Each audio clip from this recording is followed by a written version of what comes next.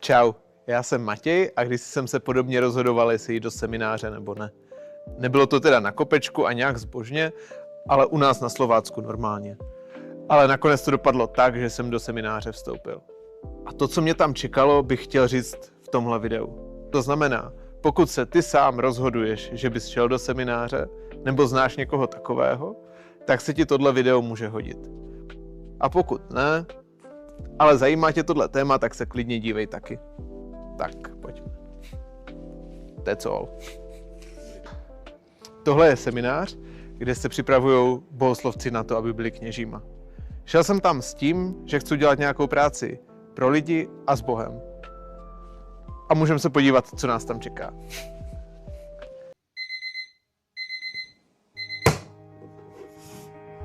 Brzké vstávání a večerky. To jsou asi první body seminárního programu, se kterými jsem se seznámil po tom, co jsem nastoupil do semináře. A možná si říkáte, k čemu to je všecko dobré. Myslím si, že hlavní úkol semináře je to, abychom se měnili.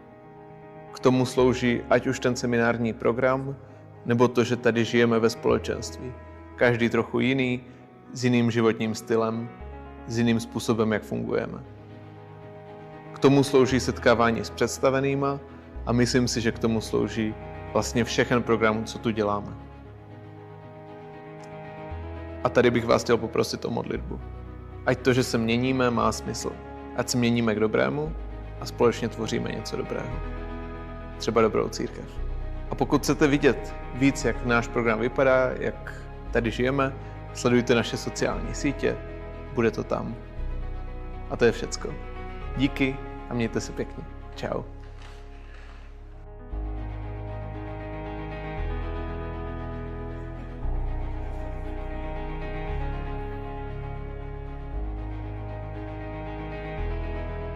Jsou dveře.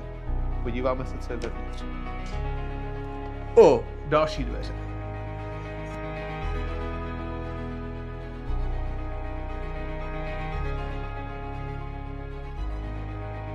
A to je všecko. Pojďte, jsme tu pro vás. Pojďme na to.